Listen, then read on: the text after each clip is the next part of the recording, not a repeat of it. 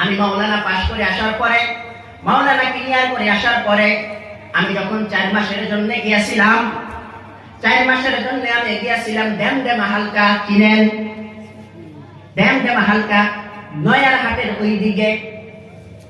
বন্ধুরে ও আল্লাহর গোলাম, ও নবীর উম্মতেরা, ড্যামডেমা হালকা আছে, আরেকটা হালকা আছে শৈলমারি হালকা। এই শৈলমারি হালকার ভিতরে একটা বাজার আছে, নাম হলো পাগলা হাট। পাগলা হাটের ওই দিকে একটা গ্রাম আছে, ওই গ্রামের নাম হইল আলোকঝারি। শুক্রবার 17 জন সাথী ছিলাম, 11 জন সাথী বাইর হয়ে গেছি। ওই এলাকার ভিতরে 3 দিন পরে আরেকজন মানুষ তশকিল হইল, হুজুর এলাকার ভিতরে আপনার সাথে চিল্লা দিব। এইভাবে 17 জন সাথী হইছিলাম। এই আলোকঝারি গ্রামের ভিতরে একজন মানুষের কাছে আমরা শুক্রবারের দিন দাওয়াত দিতে গেলাম। 2.5 ঘন্টা মেহনতের ভিতরে ফজরের নামাজ পড়ার পরে, ইমানের মুজাকারা হওয়ার পরে, নাস্তা করার পরে তখন আমরা চলে গেলাম। আমি গেলাম এবং আমার সাথে আরেকজন সাথী ছিল নূর সাইয়্যিদ, আরেকজন সাথী ছিল শুকুর আলী, আরেকজন সাথী ছিল জালালউদ্দিন। এই 4 জন সাথী আমরা মুলাকাতের জন্য গেছি। তার সাথে মুলাকাত করেছি, মুসাফা করেছি, তাকে দিনের দাওয়াত দিছি, ভালো মন্দ জিজ্ঞাসা করেছি। উনি বলতেছে আমি চলে যাব।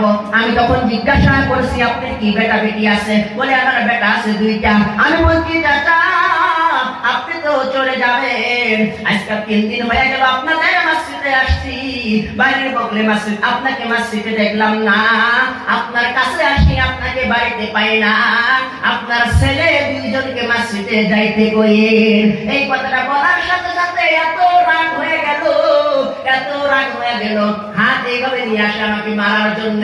বাবা শোনা করে থামায়, হাত নিয়ে আসে মারার জন্য। বন্ধুরা রে, কিছুই বললাম না।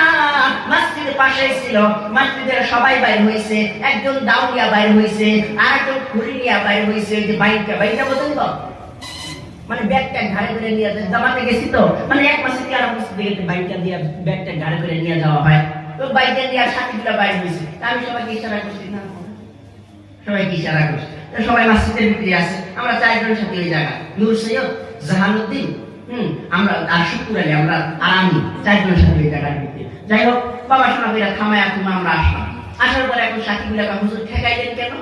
দিতাম আজকে বলে না, দেওয়া যাবে না। উযু করো, 2 রাকাত নামাজ পড়ো, আল্লাহর কাছে দোয়া করো, আল্লাহ যেন তাকে হেদায়েত করে।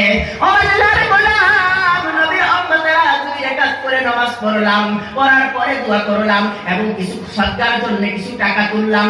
সদকার জন্য 1-2 টাকা করে টাকা তুলে একটা ঠোঙ্গার ভিতরে টাকা, একটা পলিথিনের ভিতরে টাকাগুলা বান্ধিয়া মসজিদের বাইরে রাইখা দিলাম। যেটা সদকার টাকা মসজিদের ভিতরে ঢুকানোর দরকার নাই, এইখানে রাইখা দেই। বাজারে গেলে নিয়ে দেওয়া যাবে, ফকিরকে দিয়ে দেওয়া যাবে, অথবা এই দিক দিয়ে যদি ফকির আসে তাকে দিয়ে দেওয়া যাবে।